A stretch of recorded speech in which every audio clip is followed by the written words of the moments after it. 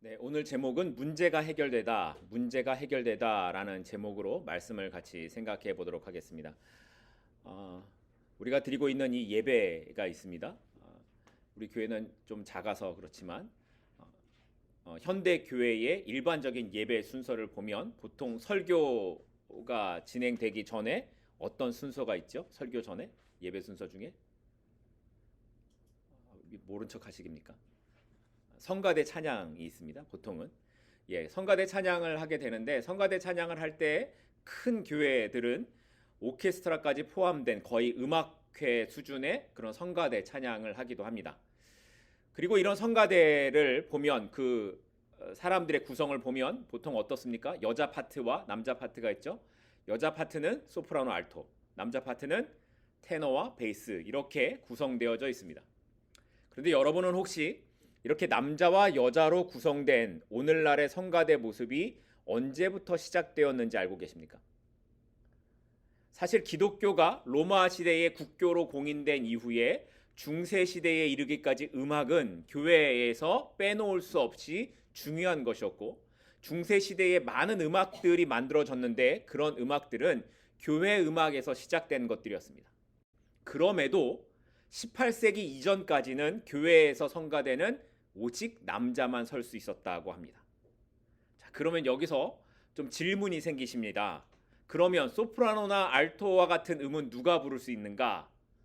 이런 생각을 좀 하게 되죠. 옛날에도 이게 문제였던 것 같습니다. 그래서 어떻게 했냐면 아직 변성기가 오지 않은 남자 아이들이 있죠. 이 남자 아이들을 성가대에 세워서 여자의 파트를 부르게 했다라는 겁니다. 그러다가 종교 개혁이 일어나면서 개혁교회에서는 그럼 어떻게 했는가? 개혁교회에서는 성가대가 없이 회중들이 함께 찬양하는 것을 시작했습니다. 우리가 지금 회중 찬양을 하는 것처럼 그 모습들은 개혁교회, 종교개혁 이후에 시작된 겁니다. 그리고 18세기에 들어오면서부터 여자들도 성가대에서 찬양을 하기 시작했습니다. 교회 예배가 변화되기 시작한 거죠. 자, 그러면 교회의 변화가 18세기에 일어났던 이 성가대의 모습뿐이겠습니까? 제가 어릴 때만 해도 교회에서 기타나 드럼을 치면 세상 음악을 교회에서 할 수 없다고 얼마나 반대를 했는지 모릅니다. 어떤 분들은 사탄의 음악을 한다고 대놓고 야단을 치는 분들도 있었습니다. 근데 지금은 어떻습니까? 성가대에 여성 파트가 없으면 뭔가 허전하겠지요? 또 찬양할 때 악기가 빠지면 더 허전할 것 같은 생각이 듭니다. 이 악기들로 인해 얼마나 더 많은 사람들이 하나님을 풍성하게 찬양하고 있는지 모릅니다. 사람들은 보통 자신이 경험한 것이나 배운 것을 통해 자신의 세계관을 만듭니다. 그리고 그 세계관을 통해서 세상을 바라보게 됩니다. 그리고 이것은 신앙에도 마찬가지여서 자신의 이 세계관을 통해서 신앙생활은 이렇게 해야 된다라고 규정을 하게 되는 겁니다. 그런데 문제는 이런 것들이 자신의 삶에 뿐만 아니라 타인의 삶도 규정을 하게 되어서 내가 옳으니 당신도 그렇게 사는 게 옳다라고 규정한다라는 데에 있다는 겁니다. 지난주에 살펴본 것처럼 안디옥 교회에 일어난 문제 뭐였습니까? 이방인들도 할례와 율법을 지키는 것이 옳다라는 거죠. 이 문제로 인해 예루살렘 교회에서 종교 회의가 시작되었고 베드로가 그때 일어나 자신이 경험한 것, 누구죠? 고넬료의 가정에 복음을 전했던 그 경험한 이야기로 인하여 바리새파 그리스도인들의 주장을 잠잠하게 만들었던 것, 우리가 지난주에 살펴봤습니다. 베드로는 고넬료의 가정에 회심을 하고 성령께서 그 가정에 임한 사건을 이야기하면서 하나님께서 이방인들에게도 동일한 은혜를 주신다 이렇게 이야기했습니다. 그러면서 하나님께서 우리나 그들이나 차별 없이 은혜로 구원을 주시는데 왜 너희가 그들에게 멍에를 매려고 하느냐 하면서 질책을 했습니다. 결국 사람들은 침묵을 했고 논쟁의 결론은 이미 끝난 것처럼 보였습니다. 그런 후에 오늘 말씀을 보면 바울과 바나바가 다시 사람들 앞에 서서 하나님께서 행하신 선교의 과정에 대해 이야기하기 시작합니다. 오늘 본문 12절 말씀을 보겠습니다. 온 무리가 가만히 있어 바나바와 바울이 하나님께서 자기들로 말미암아 이방인 중에서 행하신 표적과 기사에 관하여 말하는 것을 듣더니, 바울과 바나바는 지난 선교를 통해 할례를 받지 않고 율법을 지키지 않았어도 하나님께서 그들에게 역사하셔서 그들에게 이적과 기사가 일어났다라고 이야기했습니다. 그리고 이 이야기는 하나님께서 유대인들만의 하나님이 아니라 모든 이방인들의 하나님 되심을 증거하는 이야기였습니다. 이방인 그들은 율법과 할례를 알지 못했고 하나님께 드리는 제사에 대해서도 몰랐습니다. 더구나 그들은 우상에게 제사하는 사람들이었는데도 하나님께서 그들에게 역사하시자 그들이 하나님을 믿고 하나님의 능력이 그들에게도 나타났다라고 선포하는 것입니다. 오랫동안 신앙생활을 해온 사람들에게 나타나는 잘못된 모습 중에 하나가 뭐냐면, 하나님은 이런 분이야 라고 정해버린다라는 겁니다. 자신이 아는 지식으로, 내가 경험한 그 경험으로 자꾸만 하나님을 제한하려고 합니다. 그래서 자신이 믿는 방법만이 전부라고 생각하는 겁니다. 자기 경험, 자기 지식, 자기 방법 안에 하나님을 가두어요. 그리고 자기가 아는 것에서 벗어난 하나님은 하나님의 일하심이 아니라고, 그건 틀린 것이라고 한다라는 겁니다. 바리새파 그리스도인들이 그랬습니다. 그들이 예수님을 믿지 않거나 하나님을 알지 않는 것이 아닙니다. 그들에게 하나님에 대한 지식이 있고 예수님을 믿는 믿음이 있어요. 더군다나 복음에 대한 열정들도 있었습니다. 하나님을 열심히 섬기고 똑바로 살고자 하는 모습들이 그들 안에도 여전히 있었습니다. 그런데 문제가 뭐예요? 그것만 옳다고 생각했다라는 겁니다.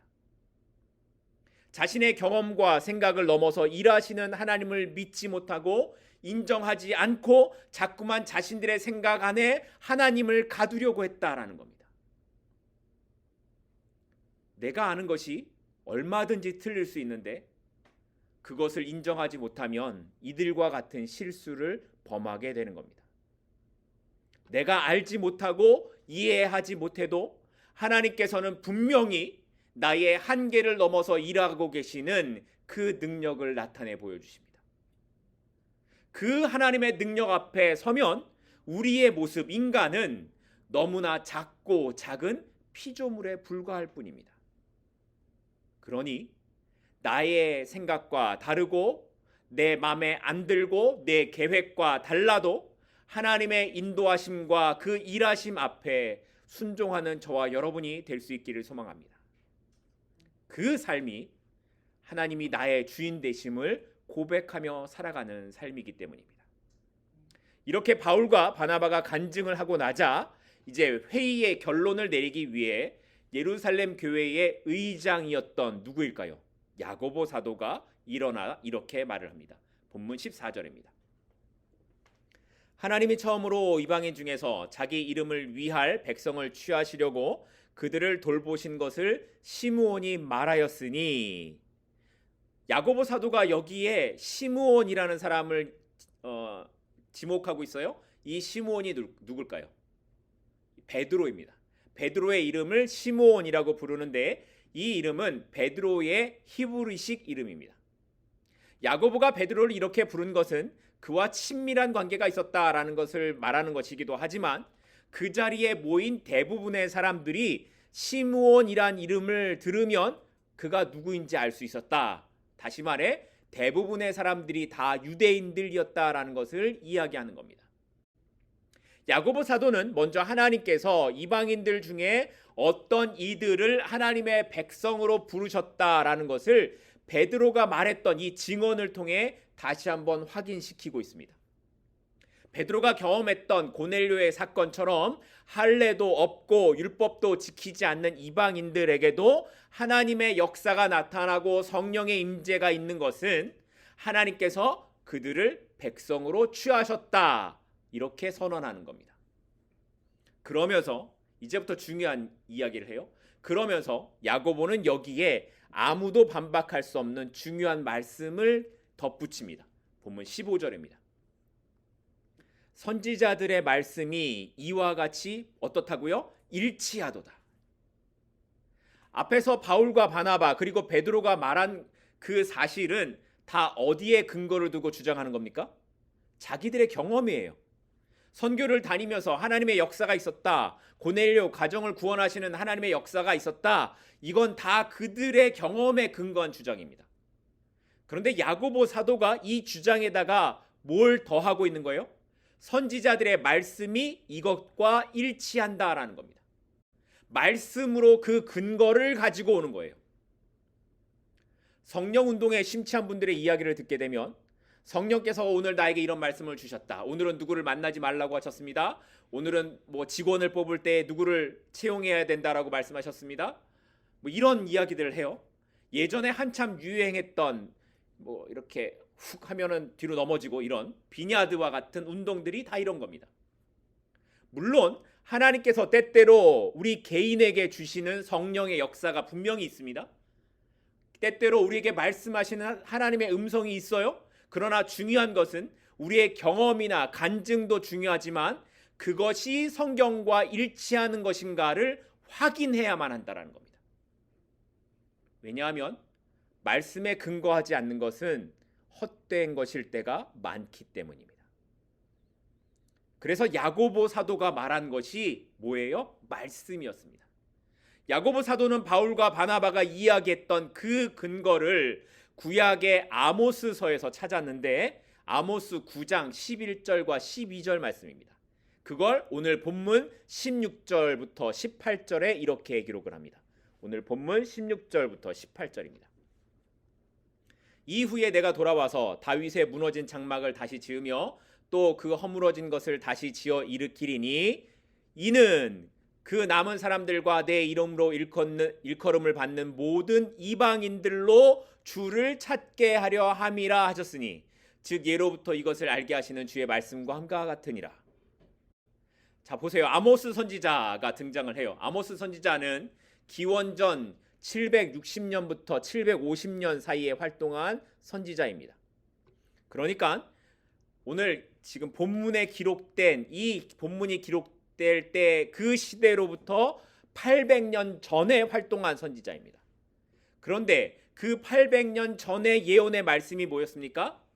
다윗의 장막을 다시 세울 것인데 그때에 내 이름으로 일컬음을 받는 모든 이방인들이 주를 찾을 것이다 라는 겁니다. 이렇게 기록하지 않아요? 내 이름으로 일컬음을 받는 유대인들이 하나님의 백성이 뭐 이렇게 이야기하지 않고요. 모든 이방인들이 주를 찾을 것이다 이렇게 기록을 합니다. 사실 아모스를 통해 주신 하나님의 이 말씀은 이스라엘이 이제 패망할 것이지만 하나님께서 그 이스라엘을 다시 나라를 회복시키시고 다윗을 통해 이 땅에 오신 예수님으로 인해 이스라엘의 남은 자들과 이방인들이 하나님을 찾게 될 것이라고 하신 말씀입니다. 그러니까 야고보 사도는 이 말씀을 근거로 이방인들을 구원하시기 위한 하나님의 계획이 언제부터 있었다는 거예요. 이미 우리의 조상들 때로부터 있었다라고 설명하는 겁니다. 그러니까 더 이상 할 말이 없는 거죠. 지금 우리들이 다루고 있는 이 문제가 우리가 만나고 뭐 이렇게 말할 문제가 아니야. 하나님이 이미 말씀하신 거야. 이렇게 말씀을 하니까 끝난 겁니다. 그리고 난 이후에 야고보는 예루살렘 종교회의의 결론을 이렇게 내립니다. 19절입니다. 그러므로 내 의견에는 이방인 중에서 하나님께로 돌아오는 자들을 괴롭게 하지 말고 야고보 사도가 내린 결정에서 처음 내용이 뭐예요? 하나님께로 돌아오는 자들을 괴롭게 하지 말라. 예루살렘 회의가 열리게 된 원인이 뭐였습니까? 이방인들에게 할례와 율법을 지키라고 강요하는 것 때문이었죠. 그런데 야고보 사도의 첫 번째 결정이 뭐예요? 그거 하지 말라는 거예요. 그거 강요하지 말라는 거예요. 그러니까 누가 옳다라고 손을 들어준 거예요? 사도 바울과 바나바가 옳다고 손을 들어준 겁니다. 그런데 여기 본문 19절에 있는 우리말 번역에 내 의견에는 이라는 이 말이 어떻게 보면 뭔가 좀 조심스러운 듯한 뉘앙스로 여겨지죠. 내가 생각하기엔 이렇게 하는 게 좋은 것 같아. 뭐 이런 식의 느낌이에요. 그런데 원어로 보게 되면 에고크리노라는 말로 쓰고 있는데 이 뜻은 내가 판단한다, 내가 심판한다 이런 뜻을 갖고 있습니다. 그러니까 단순히 내 생각은 좀 이래라는 정도가 아니라 예루살렘 교회 최고의 지도자로서 이 논쟁의 판결을 이제 내가 이렇게 내린다, 내가 심판한다라는 결정적인 의미를 갖고 있는 겁니다. 그러니 더 이상 이 문제로 뭐 왈가왈부하지 말라 이렇게 선언하고 있는 거죠. 사실 오랫동안 신앙생활을 하는 사람들은 교회 생활을 하는 게 전혀 불편하거나 어색하지 않습니다. 여러분들 예배 드릴 때 예배가 불편하거나 어색하신가요? 그렇지 않죠. 그런데 이제 막 예수를 믿고 신앙생활을 시작한 사람들에게는 모든 것이 낯설고 불편할 수 있습니다. 우리가 입장을 바꿔서 우리가 절에 갔다고 생각을 해보세요. 얼마나 불편하겠습니까? 그런데 거기다 대고 예수를 믿으면 이래야 되고 저래야 되고 계속 이야기를 한다면 그게 괴롭히는 거라는 거예요. 예수를 믿으면 그걸로 되는 거예요. 뭐 담배를 피지 말아야 된다, 술을 먹지 말아야 된다, 뭐 예배는 어떻게 드려야 된다, 이런 건 예수 그리스도께서 그 삶에 그 사람의 마음에 들어가셔서 그의 삶의 중심이 주인이 되시면 알아서 하게 되는 겁니다. 베드로의 표현대로 어떤 규례를 정해서 그것 때문에 이제 막 신앙생활을 시작한 사람에게 멍에를 매게 하는 것은 하나님을 시험하는 것과 같다라고 말씀하는 겁니다. 내가 생각하는 신앙생활의 모습과 다르다고 그들은 틀리고 나는 맞다라고 할 수 없습니다. 내 생각과 편견에 사로잡혀서 그것이 믿음이라고 우겨도 하나님께서 아니라고 하시면 우리는 그 앞에 엎드려야만 합니다. 그래서 우리는 말씀 앞에서 언제나 나를 비우는 훈련을 해야 합니다. 내 생각과 주관을 내려놓고 하나님의 말씀이 무엇인가를 알아가는 그런 삶의 훈련이 있어야만 하는 것입니다. 그런데 이렇게 이방인들을 괴롭게 하지 말라고 결정한 야고보 사도가 그러면 이제 이방인들은 그냥 자유롭게 알아서 살도록 내버려둬 이렇게 말을 했을까요? 그렇게 하지 않고요. 그들이 지켜야 하는 몇 가지 중요한 것들을 이야기합니다. 오늘 본문 20절입니다.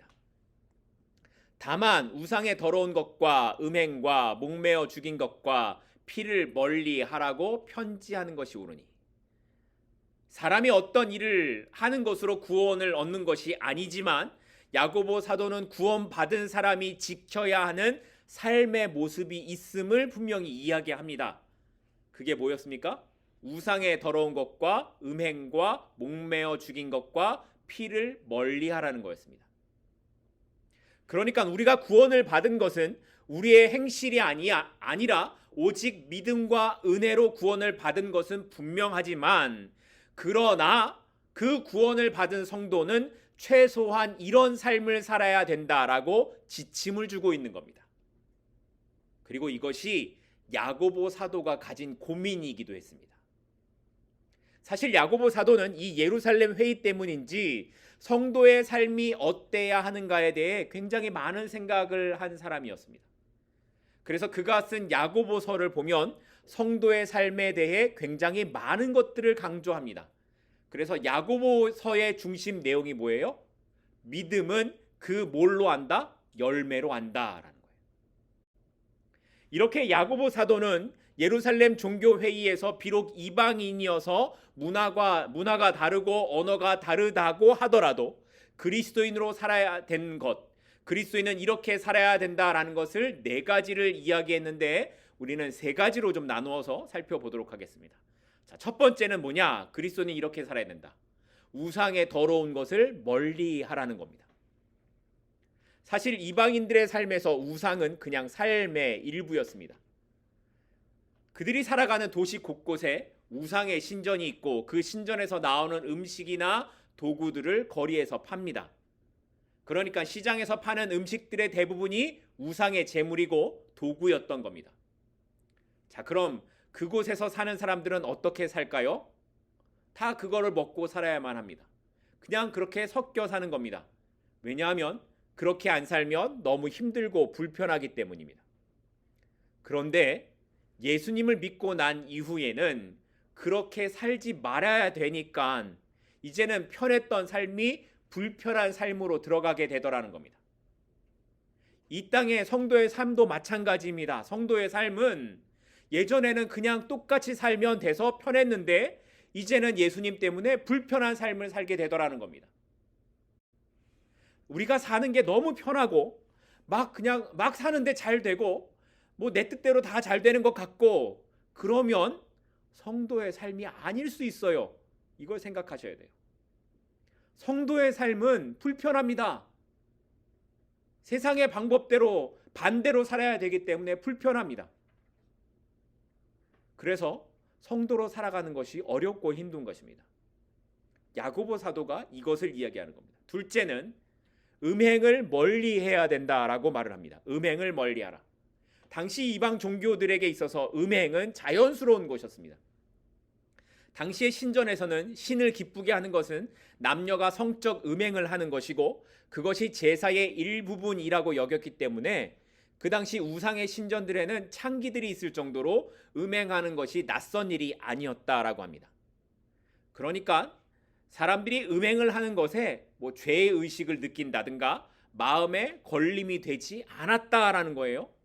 그런데 예수님께서는 뭐라고 말씀하셨습니까? 마태복음 5장 28절에 보면 아내가 아닌 다른 여자를 보고 음욕을 품기만 해도 간음한 것이다 라고 말씀하셨습니다. 그러니 음행을 하는 것은 말도 안 된다라는 거죠. 그래서 야고보 사도는 성도의 삶은 정결해야 된다라고 우리는 그렇게 부정한 삶을 살 수 없다라고 이야기하는 겁니다. 그런데 요즘 사회 어떻습니까? 요즘 사회는 남편과 아내가 서로 애인을 두고 사는 게 흠도 아니라고 말하는 사회가 되었습니다. 심지어 음행의 끝판이라고 할 수 있는 동성애를 찬성하지 않으면 시대에 뒤떨어진 사람처럼 취급을 하고 교회조차 동성애자를 목사로 인정하는 그런 세상이 되어버렸습니다. 이런 세상에서 야고보 사도가 외치는 말씀이 뭐예요? 음행하지 말라는 겁니다. 최소한 성도의 삶을 산다고 하면, 최소한 그리스도인이라고 한다고 하면 음행하는 것에서 멀리 가야 된다. 이게 성도의 삶의 최소한의 한계라는 겁니다. 셋째는 목매어 죽인 것을 멀리 하라고 했는데 이건 그 뒤에 나오는 네 번째 피를 멀리 하는 것과 같은 의미입니다. 레위기나 신명기 말씀을 보면 목매어 죽인 짐승은 피가 빠져나가지 않아서 먹을 수 없다라고 말씀합니다. 왜냐하면 하나님이 하신 말씀 중에 생명이 어디에 있다고요? 그 피에 있기 때문이라고 하셨기 때문입니다. 그래서 피는 부정하기 때문에 피를 가까이 하면 부정하다고 해서 정결하게 하는 의식이 꼭 있어야만 했고, 피를 먹는 것이나 피를 나가지 못하게 목매어 죽이는 것을 금했던 겁니다. 물론 이런 하나님의 말씀은 고대 사회에서 피를 통해 병균이 들어올 수 있는 것을 막을 수 있는 좋은 방법이기도 했지만, 그보다 더 의미를 갖고 생각하는 것은 피에 뭐가 있다고요? 생명이 있으니, 그러니 다른 생명을 귀하게 여겨야 한다라는 것을 의미할 수 있는 겁니다. 성도의 삶은 다른 생명을 귀하게 여기는 것입니다. 나의 생명이 귀한 것을 안다면 다른 생명도 귀하게 여겨서 그들을 돌아보는 것이 성도의 모습이라는 겁니다. 나만을 생각하고 나를 위해서만 사는 것이 아니라 그 이웃을 생각하고 돌아보는 것, 그것이 성도의 삶이라고 얘기하는 거죠. 야고보 사도가 이렇게 결론을 내린 후에 예루살렘 교회의 사도와 온 교회는 사람을 택하여 바울, 바나바를 안디옥 교회로 보냈습니다. 오늘 본문 22절입니다. 이에 사도와 장로와 온 교회가 그 중에서 사람을 택하여 바울과 바나바와 함께 안디옥으로 보내기를 결정하니 곧 형제 중에 인도자인 바사바라 하는 유다와 실라더라. 누가 함께 갔어요? 유다와 실라. 바사바 유다는 예수님의 제자 중에서 누가 죽었습니까? 예수님을 반 가룟 유다가 죽었죠.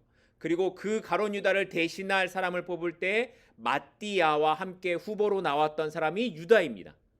그러니까 예루살렘 교회가 사람을 보낼 때에 이 유다와 같이 믿을 만한 사람을 골라서 보내는 거죠.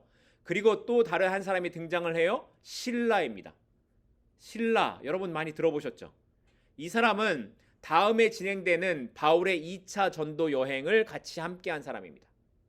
그러니까 예루살렘 종교 회의를 통해서 바울과 누가 알게 된 거예요? 실라가 서로 알게 된 거예요. 그리고 함께 2차 전도 여행을 떠날 수 있었다는 겁니다.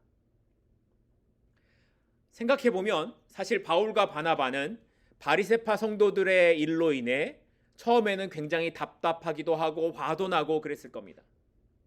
이들 때문에 이 교회가 망쳐진다고 생각을 하기도 했을 것이고, 우리가 예루살렘까지 와서 이 먼 곳까지 와서 해명을 해야 되는 것도 기분 좋은 일은 아니었을 겁니다. 그런데 이 회의를 통해 안디옥 교회뿐만 아니라 예루살렘 교회 또 여러 곳에 흩어져 있는 성도들에게 복음이 어떤 것인가, 그 진리가 어떤 것인가가 더 확실하게 증거되었고, 바울은 그 기회를 통해 새로운 동역자까지 만나는 결과를 얻게 되었습니다. 제가 말씀을 묵상하면서 이게 하나님이 하시는 일이구나 하는 생각이 들었습니다. 처음에 바리새파 성도들의 가르침으로 안디옥 교회에 위기가 닥쳤어요. 그것을 해결하기 위해 이 바울과 바나바는 먼 예루살렘까지 가야 하는 수고가 생겼고, 그들과 갈등하기 때문에 마음에 얼마나 심란하고 그런 마음들이 있었겠습니까? 하지만 하나님께서 이 일을 통해 구원에 관한 분명한 진리를 안디옥 교회뿐만 아니라 흩어진 모든 교회들에게 알게 하셨고, 또한 새로운 만남을 통해 바울의 전도 사역이 더 넓어지는 기회가 되었습니다. 우리의 삶에도 정말 원하지 않은 일들이 일어날 때가 있습니다. 한두 번도 아니고 우리가 살아오다 보니 수없이 많은 우리가 원하지 않는 일들을 겪게 되죠. 그런데 지금 당장은 바울처럼 마음의 답답함을 가지고 뭔가를 변론을 해야 하는 힘든 시간이 있기도 하고, 또 때로는 사람들에게 이해받지 못하는 오해의 시간들이 있기도 하지만, 그러나 하나님의 계획하심 아래에 있는 성도의 삶은 바나바와 바울처럼 안디옥 교회 문제처럼 그렇게 전혀 예상하지 못한 놀라운 결과를 얻게 하신다라는 겁니다. 하나님의 은혜 아래 살아가는 백성의 삶이 그렇습니다. 그러니 여러분이 어떤 문제를 만나시면 바울과 바나바처럼 최선을 다해 그 문제를 풀어가기 위해 살아가십시오. 아무것도 하지 않는 것이 아니라 최선을 다해 그 문제를 풀어가기 위해 살아가십시오. 그러나 그 모든 과정에 하나님의 인도하심과 일하심을 기대하고 기도하십시오. 그러면 우리가 계획하거나 뜻하지 않았던 그 일들이 하나님의 일하심을 만나게 하는 결과를 갖게 오게 할 겁니다. 왜냐하면 하나님께서는 한 번도 하나님의 자녀를 놓거나 포기한 적이 없으시기 때문입니다. 이제 말씀을 맺으려고 합니다. 어쩌면 우리는 지금도 내가 옳다고 믿는 것 때문에 다른 사람들에게 멍해를 매게 하는 삶을 살아가고 있지는 않으십니까? 물론 우리가 지켜야 되는 진리는 분명히 있습니다. 분명합니다. 그러나 삶을 살아가는 방식과 생각이 다르다고 그들을 정죄할 수 없습니다. 왜냐하면 오늘 말씀처럼 하나님의 부르심에는 차별이나 구별이 없기 때문입니다. 그럼에도 야고보 사도의 말씀처럼 믿음을 가진 성도는 그 삶에 그 열매가 나타나야 하는 순간이 반드시 있습니다. 비록 그것이 불편하고 쉽지 않는 삶을 사는 것이어도 하나님의 백성으로서의 구별됨이 있는 삶이 구원받은 사람이라면 반드시 있어야 합니다. 그게 믿음의 증거이기 때문입니다.